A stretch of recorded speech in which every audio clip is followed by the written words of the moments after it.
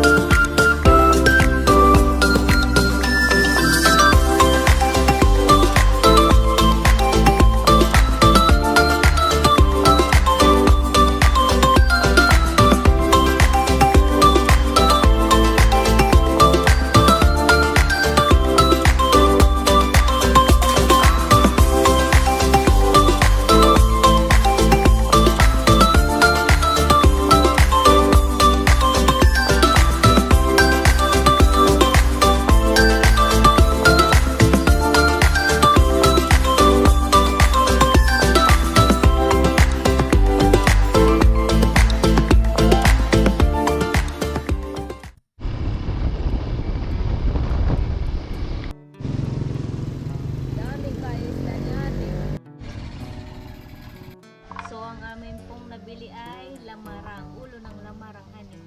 Ayan, sariwan-sariwa. 250 ang kilo. So, nakabili din kami mga kabalat ng mustasa. Ayan, 30 pesos. Ganyang kadami na. Ito naman po ay 10 pesos. Tatlong ganitong malalaking kamatis ay 10 pesos na. So, ito naman mga kabalat ay 10 pesos na siya. 2, 4, 5 pieces na siling pangsigang 10 pesos. So, bumili din kami mga kabalat nitong pipino. Ito ay 60 pesos.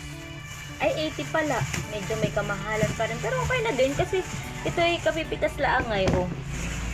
Yan po yung nagbibili natin sa mga taga-Banglos. Ayan, sa lahat ng gustong bumili. Ay, dun lang sa Banglos ay napakadaming kape pipino. Ay, mura na ito.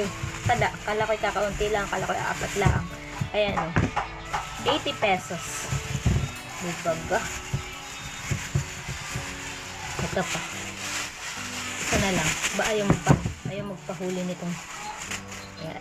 Yan. So, bumili din tayo ng sitaw. Mamaya, lalagyan natin ng bagoong. Tapos ay bumili din tayo ng talong. 2 piraso lang para mailagay natin sa binagoongan. Binagoongan ba tama? Nilagyan ng bagoong at saka saluyot. Yan. Mamaya natin ulam yan.